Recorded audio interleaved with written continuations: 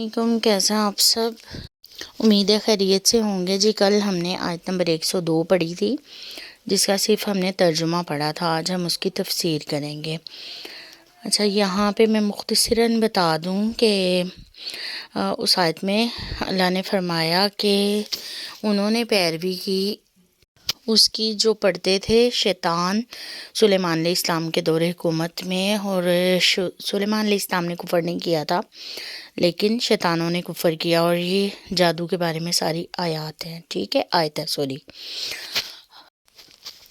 نبی صلی اللہ علیہ وسلم کے دور میں مدینہ کے لوگ جادو بہت زیادہ کرتے تھے۔ جب نبی صلی اللہ علیہ وسلم انہیں منع کرتے تو یہودیوں نے آگے سے کہا کہ جو ہے آپ کا بھائی سلیمان بھی تو جادو کرتا تھا نا، تو نبیوں کو آپس میں بھائی کہا گیا ہے، تو انہوں نے جو ہے نعوذ باللہ جادو کرنے سے ہٹنے کے بجائے یہ بہتان باندھ دیا کہ سلیمان علیہ السلام بھی جادو کرتے تھے۔ اب یہاں پہ سوال پیدا ہوتا ہے کہ انہوں نے سلیمان علیہ السلام کا نام ہی کیوں لیا؟ سلیمان علیہ السلام کے علاوہ مطلب اور بھی تو پیغمبر تھے۔ سلیمان علیہ السلام جو تھے نا، انہوں نے اللہ سے دعا کی تھی کہ اللہ مجھے ایسی بادشاہ دے جو نہ مجھ سے پہلے کس کو ملی ہو نہ میرے بعد ملے۔ تو سلیمان علیہ السلام کو اللہ نے ایسی بادشاہت دی کہ ان کی جن و انسان، ہواؤں پہ، زمین پہ، ہر چیز زمین کی پہ، ایون جانور اور پرندوں پہ بھی ان کی حکومت تھی۔ وہ سب کے بادشاہ تھے۔ ان کے دربار میں صبح و شام پرندے اور جانور آ کے سلام پیش کرتے۔ تو جیسے ہدہد کا واقعہ بھی مشہور ہے کہ وہ ایک دفعہ آیا نہیں تھا ان کے دربار میں، تو سارا وہ آگے ہم انشاءاللہ تفسیر میں پڑھیں گے۔ تو سلیمان علیہ السلام کی جو بادشاہت تھی وہ بہت زیادہ تھی۔ ان کے دور میں بھی نا لوگ جادو بہت کیا کرتے تھے، تو سلیمان علیہ السلام بھی روکتے تھے، کیونکہ جادو کفر ہے تو ظاہر ہے ہر پیغمبر ہی کفر سے روکتا ہے لوگوں کو۔ تو جب انہیں روکتے تھے کفر سے کہ تم کفر نہ کرو، تو جو ہے وہ ان کے دور میں تو باقاعدہ کتابیں جو ہیں وہ ہوتی تھیں، لوگ جادو کو سبجیکٹ کی طرح پڑھتے تھے، سیکھتے تھے اور دوسروں کو سکھاتے تھے۔ تو سلیمان علیہ السلام نے لوگوں کو جادو سے روکنے کے لیے کیا کیا کہ ان کی جادو کی کتابیں پکڑ کے اپنے تخت کے نیچے چھپا لیں، کیونکہ جو بادشاہ ہوتا ہے اس کا تخت جو ہوتا ہے نا وہ کبھی اٹھایا نہیں جاتا، اس کی زندگی میں تو کبھی بھی نہیں۔ اس کی بادشاہت میں اس کا تخت ویسے کا ویسے رہتا ہے۔ تو اس لیے انہوں نے لوگوں کو جادو سے بچانے کے لیے ان کی جادو کی بکس جو تھیں وہ اپنے تخت کے نیچے چھپا لیں، کیونکہ انہیں پتہ تھا کہ اب تخت تو اٹھایا نہیں جانا، تو لوگ پھر جادو سے رک جائیں گے۔ جب انہیں کتابیں نہیں ملیں گی تو آہستہ آہستہ وہ جادو کو بھول جائیں گے۔ انہوں نے تو لوگوں کو جادو سے بچانے کے لیے یہ کیا، لیکن ان کے لوگوں نے جب ان کے وفات کے بعد ان کا تخت اٹھایا گیا تو وہ لوگوں نے کہنا شروع کر دیا کہ یہ اتنی اچھی بادشاہ تھی، جادو کی بیس پہ کر رہے تھے، نعوذ باللہ یہ جادو کی وجہ سے ان کی حکومت تھی اور ہر کوئی ان کی بات مانتا تھا۔ اچھا، وہ ہوتی باتیں آپ کو پتہ ہے جھوٹ کے جو ہیں وہ پیر ہوتے ہیں، خود ہی چلتا جاتا ہے، خود ہی چلتا جاتا ہے، تو اس طرح وہ جھوٹ اس دور کا چلتا نبی صلی اللہ علیہ وسلم کے دور تک آ پہنچا، اور لوگ یہی کہتے رہے کہ جو ہے وہ سلیمان علیہ السلام نعوذ باللہ جادو کرتے تھے۔ تو اللہ نے پھر یہ آیت نازل فرمائی۔ ہم یہ کہہ سکتے ہیں کہ اس آیت کا شان نزول یہ ہے کہ نبی صلی اللہ علیہ وسلم کے دور میں جب انہیں جادو سے روکا گیا لوگوں کو، تو انہوں نے کہا سلیمان علیہ السلام بھی نعوذ باللہ جادو کرتے تھے، تو اللہ نے یہ آیت نازل فرمائی سلیمان علیہ السلام کی صفائی کے طور پہ، کہ ان کی صفائی میں یہ آیت نازل ہوئی کہ سلیمان جادو نہیں کرتا تھا بلکہ اس دور میں شیطان جادو کرتے تھے، اور شیطان جو ہیں وہ جادو کر کے لوگوں کو سکھاتے بھی تھے، سیکھتے بھی تھے۔ سلیمان علیہ السلام نے کفر نہیں کیا، شیطانوں نے کفر کیا تھا، اور وہ لوگوں کو جادو سکھاتے تھے، اور وہ کچھ سکھاتے تھے جو ہاروت ماروت 2 فرشتوں پہ نازل ہوا۔ یہ سلیمان علیہ السلام کے دور میں ہی تھا، مطلب ان کے واقعہ میں آ رہا ہے، تو انہیں کے جو ہے دور کی بات ہے کہ فرشتے 2 اللہ نے نازل کیے بابل شہر میں، ہاروت اور ماروت نام کے۔ تو ان فرشتوں کو لوگوں کی آزمائش کے لیے دنیا میں جادو سکھا کے بھیج دیا۔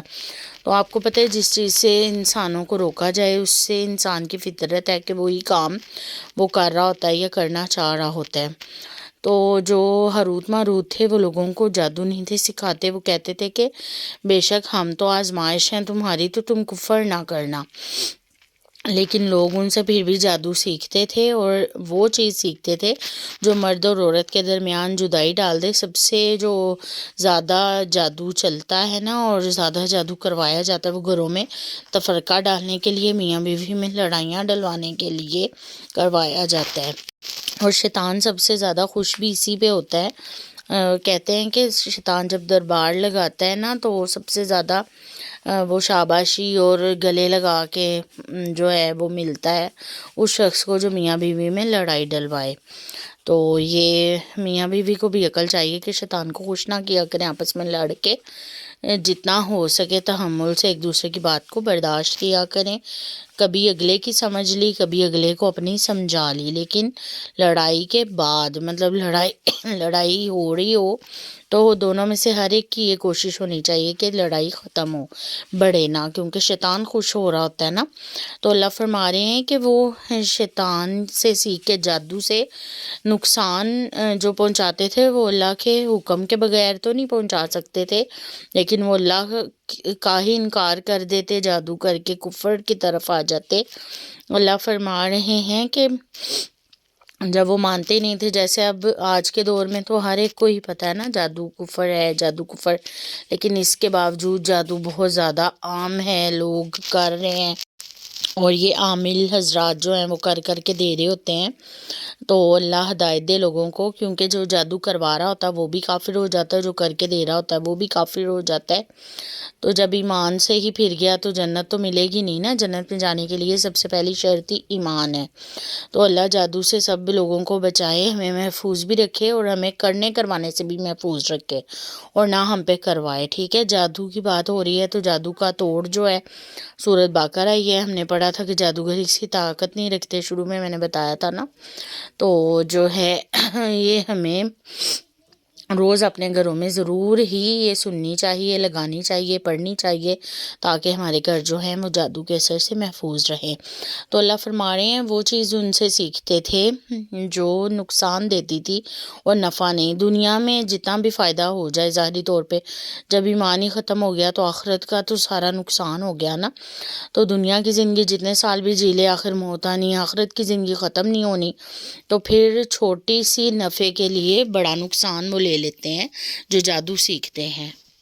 اور اللہ فرما رہے ہیں کہ البتہ تحقیق انہوں نے جان لیا کہ جو یہ جادو کو مول لے گا نا اس کے لیے پھر آخرت میں کوئی حصہ نہیں رہے گا۔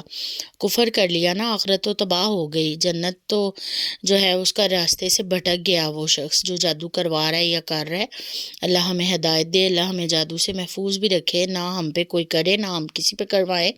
تو اللہ فرمائے ہیں ان کے جانوں نے بہت بری چیز پسند کر لی ہے کہ جادو مول لی ہے اور آخرت اپنی ختم کر لی ہے۔ اللہ فرمائے ہیں کاش کہ یہ جانتے ہوتے تو پھر یہ کفر کی طرف نہ آتے۔ صدق اللہ العظیم۔ آج کی آیت کی تفسیر کافی ماشاءاللہ زیادہ تھی، میں نے کوشش تو کی ہے کہ آپ لوگوں کو سمجھ آ جائے، پھر بھی اگر آپ لوگوں کا کوئی پوائنٹ رہ جایا کرے، کچھ نہ سمجھ آ رہی ہو میں لیکچر سے، تو آپ کمنٹ میں بھی پوچھ سکتے ہیں اور آپ مجھ سے رابطہ بھی کر سکتے ہیں واٹس ایپ وغیرہ پہ بھی، اور میرے کانٹیکٹ بھی میرے سے لے سکتے ہیں اگر آپ مزید کچھ پوچھنا چاہیں اس کے لیے۔ تھینک یو سو مچ۔ اللہ حافظ۔